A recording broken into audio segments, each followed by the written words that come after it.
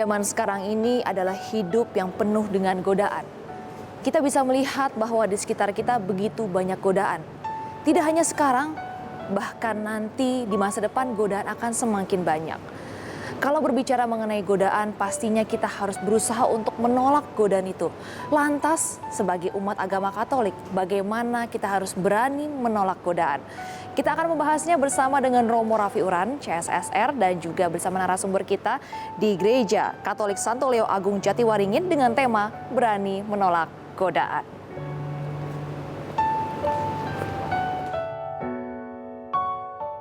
Semoga Tuhan bersamamu dan bersama rohmu. Inilah Injil suci menurut Santo Matius, bab 4 ayat 1 sampai dengan 11. Dimuliakanlah Tuhan.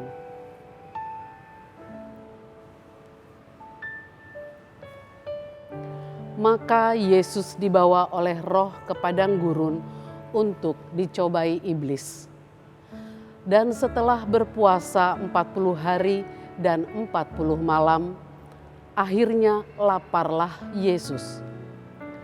Lalu datanglah si pencoba itu dan berkata kepadanya, "Jika engkau anak Allah, perintahkanlah supaya batu-batu itu menjadi roti."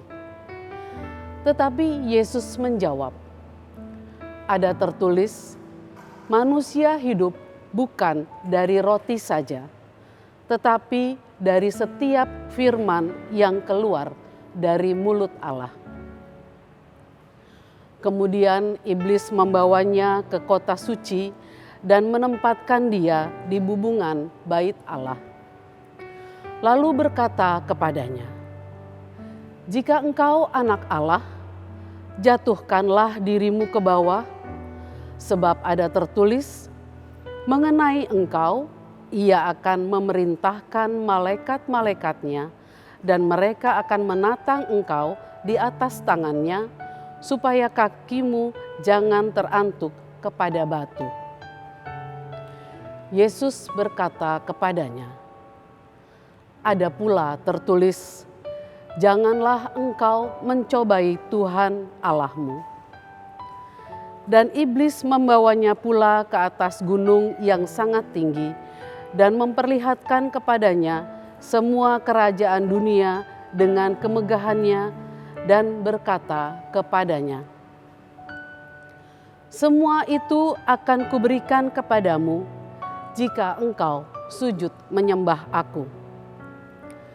Maka berkatalah Yesus kepadanya, "Enyahlah iblis, sebab ada tertulis, engkau harus menyembah Tuhan Allahmu, dan hanya kepada Dia sajalah engkau berbakti." Lalu iblis meninggalkan dia, dan lihatlah, malaikat-malaikat datang melayani Yesus. Demikianlah sabda Tuhan. Terpujilah Kristus.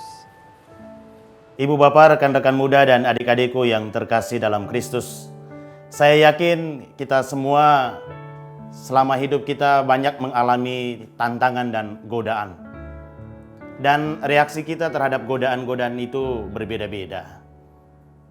Hari ini kita mendengar bacaan dari Injil Matius yang mengisahkan tentang Yesus dicobai oleh iblis. Ada 3 kali Yesus dicobai oleh iblis. Yang pertama berkaitan dengan kebutuhan jasmaninya, yaitu ia diminta untuk mengubah batu menjadi roti. Dan yang kedua berkaitan dengan posisi atau statusnya, memanfaatkan posisinya, yaitu ia sebagai anak Allah. Ia diminta untuk lompat dari bubungan bait Allah.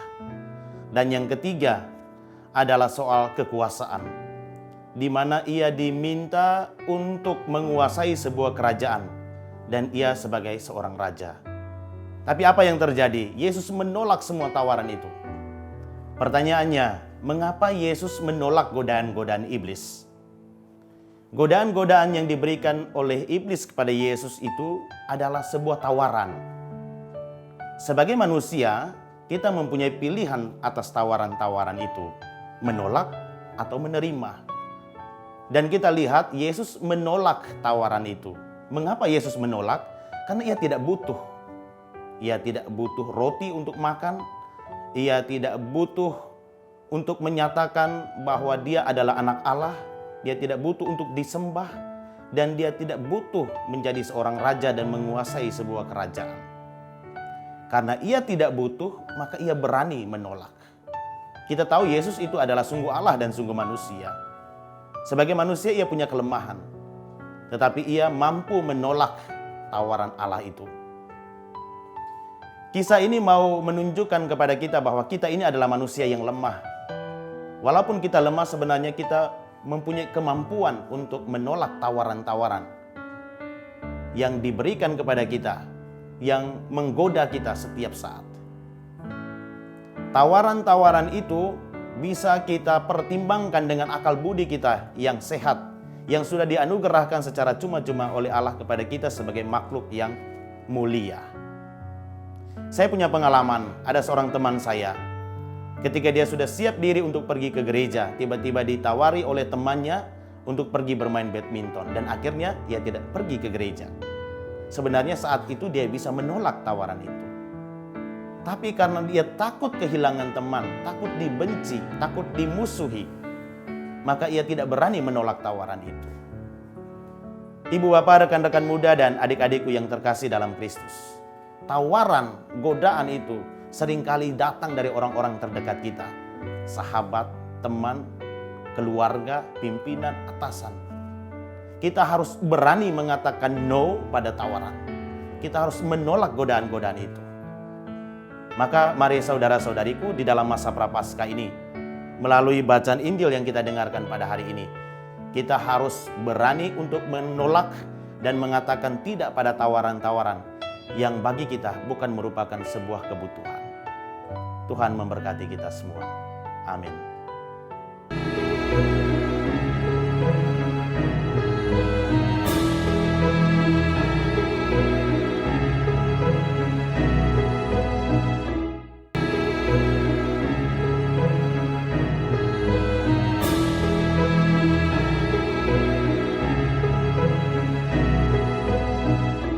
Pemirsa, kembali lagi di Mimbar Agama Katolik. Kita dengan tema berani menolak godaan di Gereja Katolik Santo Leo Agung Jatiwaringin bersama Romo Rafiuran CSSR dan juga bersama narasumber kita hari ini yaitu ada Bapak Joni Limena. Nah baik, bersama-sama kita akan langsung nih bertanya mengenai tema kita hari ini. Nah Romo, kalau berbicara mengenai godaan ya Romo ya, godaan apa yang paling sering dihadapi oleh orang-orang zaman sekarang nih, terutama umat agama Katolik? Terima kasih Mbak Jessi.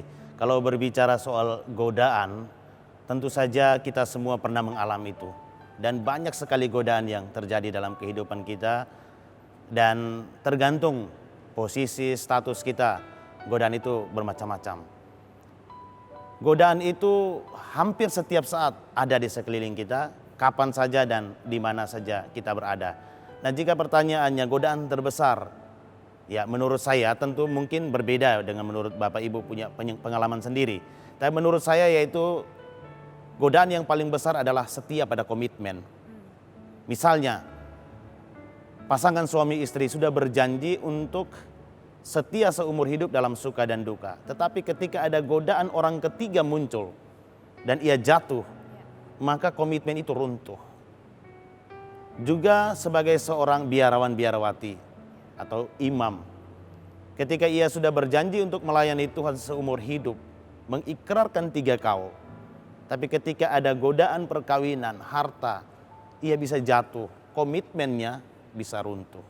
Sebagai seorang pelajar, mahasiswa, komitmennya untuk tekun belajar, tapi ketika ada godaan untuk bermain game, untuk terjun kepada pergaulan-pergaulan bebas, saat itulah ia bisa jatuh, komitmennya bisa runtuh.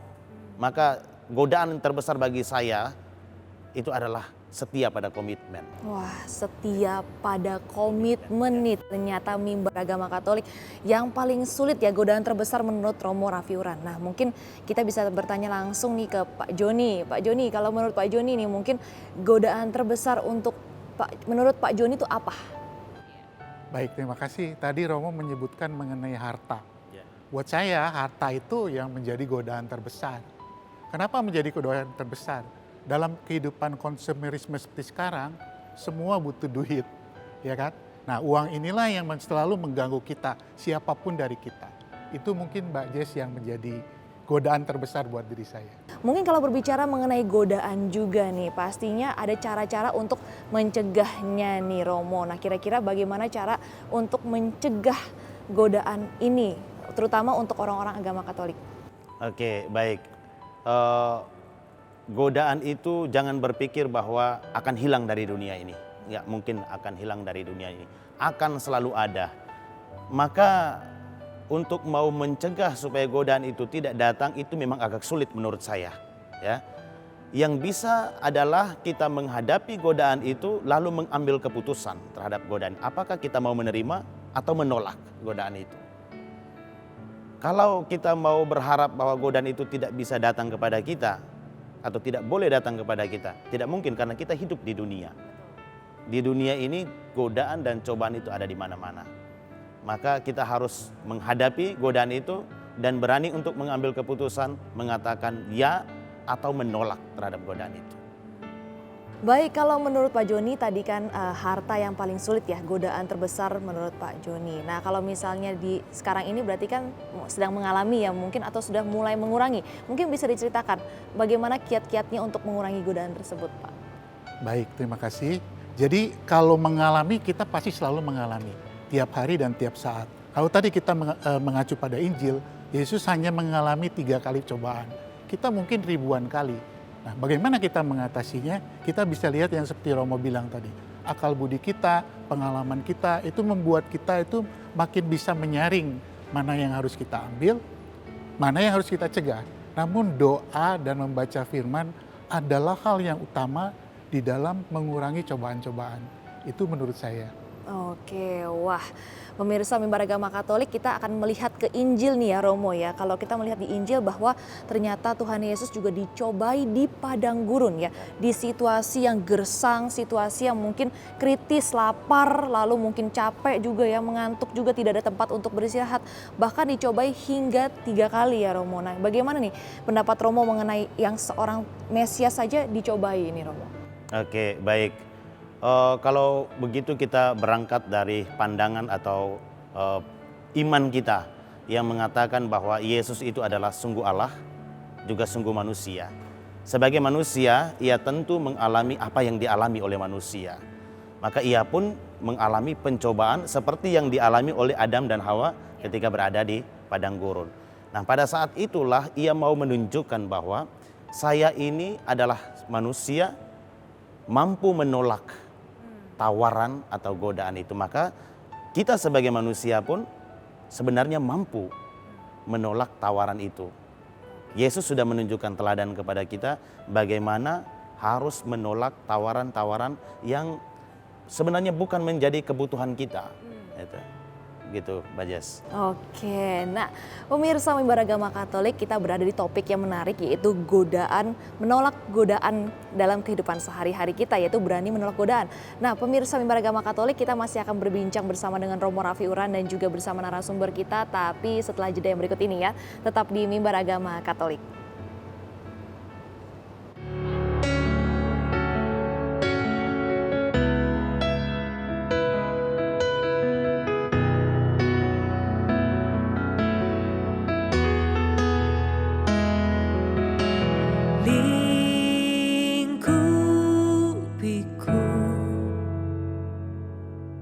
Dengan sayapmu,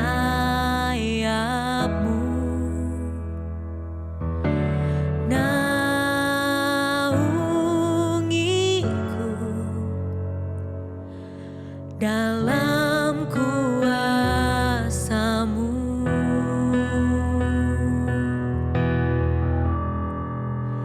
Di saat badai bergelora, ku akan terbang bersamamu. Bapa, Kau Raja atas semesta, ku tenang sebab Kau Allahku. Di saat badai bergelora, ku akan terbang bersamamu. Bapa kau Raja atas pesta, ku tenang sebab kau Allahku. Ku tenang sebab kau Allahku. Ku tenang sebab kau Allahku.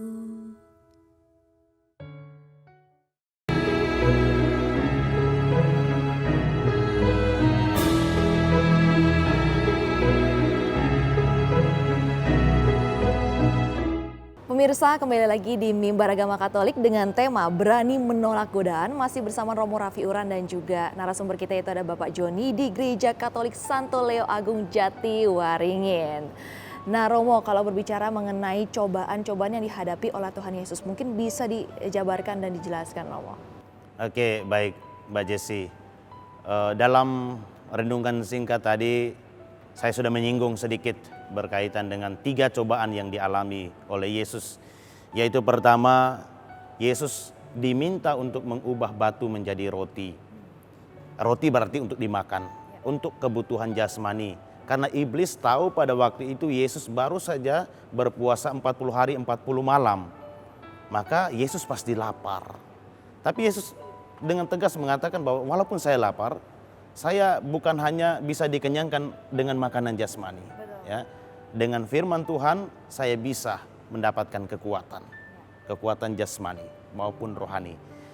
Lalu cobaan yang kedua yaitu Yesus dibawa ke atas bubungan bait Allah yang tinggi dan diminta untuk menjatuhkan diri karena ia adalah anak Allah. Nah, ini berkaitan dengan posisi, statusnya, kedudukannya sebagai anak Allah. Apakah dia sebagai anak Allah, ia mampu menggunakan segala kekuasaannya, kemampuannya sebagai anak Allah? Yesus menolak, karena saya tidak butuh untuk mencobai diri saya sendiri. Saya tidak butuh untuk mencobai diri sendiri, ya saya sebagai anak Allah ya sudah, kenapa harus dicobai? Lalu godaan yang ketiga yaitu Yesus dibawa ke atas sebuah gunung yang tinggi, lalu menunjukkan sebuah kerajaan. Kalau dia berani menyembah iblis, maka kerajaan itu akan diberikan kepada Yesus. Tapi Yesus tidak perlu. Saya tidak perlu menjadi penguasa sebuah kerajaan. Saya tidak perlu menjadi raja pada sebuah wilayah. Nah, dari ketiga godaan ini, Yesus merasa bahwa hal-hal ini tidak sungguh ia butuhkan. Maka karena bukan merupakan sebuah kebutuhan Yesus saat itu, untuk apa dia mau memenuhi godaan atau tawaran dari iblis? Ya tolak saja, karena bukan saat ini, bukan kebutuhan saya. Kira-kira begitu Mbak Jessi. Nah Romo, kalau berbicara mengenai cobaan ya, kadang-kadang cobaan itu kan cobaan dan godaan itu rancu sekali nih. Kadang-kadang kita berpikir ini adalah cobaan dari emang untuk hidup kita kah? Secara internal kah untuk membuat kita maju, atau ini adalah cobaan yang menghambat kita? Nah bagaimana Romo? Oke, baik Mbak Jessi. Ada pepatah yang mengatakan bahwa seorang kapten itu akan dikatakan sebagai kapten yang hebat apabila ia berlayar, bukan berlabuh. Dan ketika berlayar, ia akan menghadapi banyak tantangan dan cobaan. Nah, itu semakin mematangkan dia, semakin membuat dia itu menjadi kapten yang hebat. Begitupun dengan kita manusia, tantangan dan godaan, tawaran-tawaran yang datang kepada kita itu sebenarnya kita merefleksikannya atau memanfaatkannya sebagai media, sebagai sarana untuk mendewasakan kita, mendewasakan iman kita dan kemanusiaan kita. Wah, luar biasa sekali ya, memilah nih pemirsa Mimbar Agama Katolik.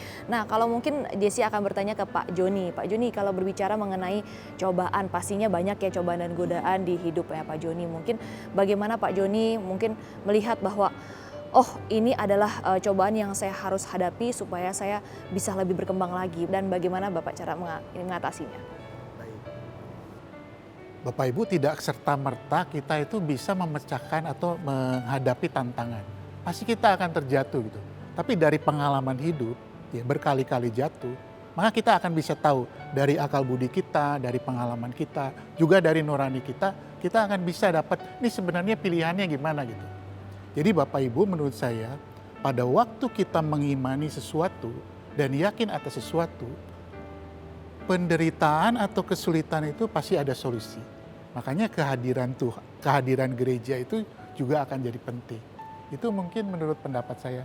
Wah, bahwa ternyata di sini masalah itu adalah berawal, mungkin nanti masalah selesai lalu ada menjadi pengalaman ya, di mana pengalaman itu yang membentuk pasti jadi sifat dan kepribadian serta kebiasaan kita untuk selalu berpaut pada Tuhan ya, bahwa kita yakin bahwa setelah ada godaan-godaan itu pasti ada kemenangan. Sama seperti kisah di Tuhan Yesus ini ya, bahwa ada cobaan lalu setelah itu ada kemenangan di mana ada malaikat yang menyambutnya dan memberikan makanan dan sebagainya. Nah, Romo izin mungkin bisa memberikan kesimpulan sesuai dengan tema kita hari ini, yaitu berani menolak godaan.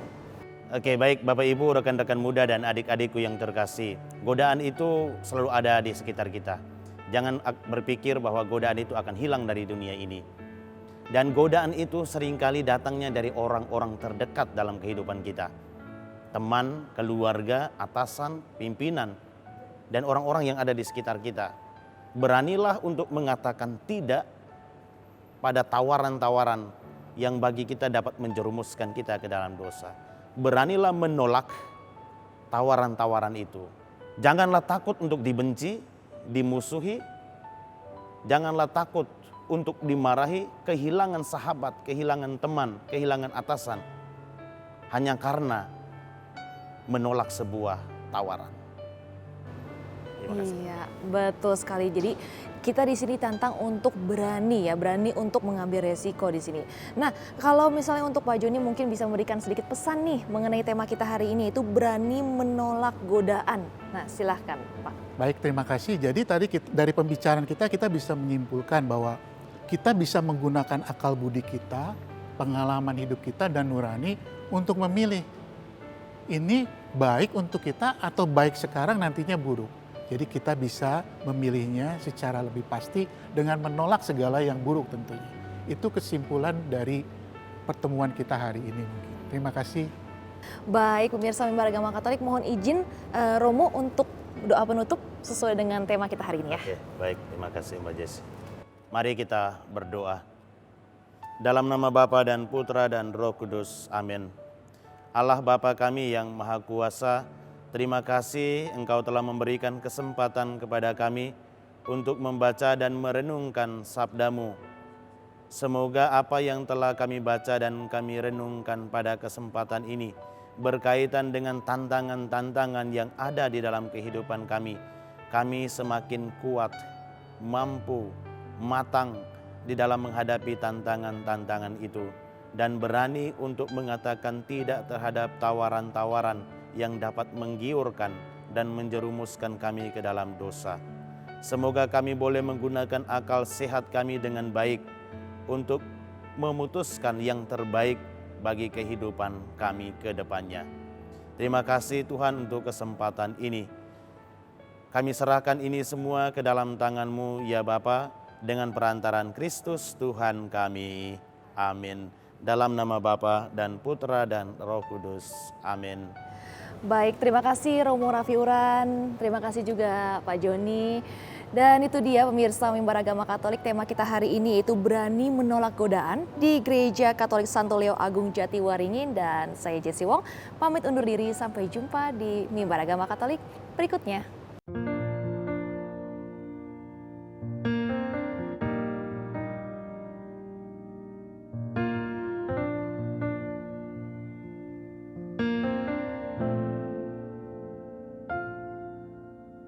Ku tak membawa apapun juga saat ku datang ke dunia.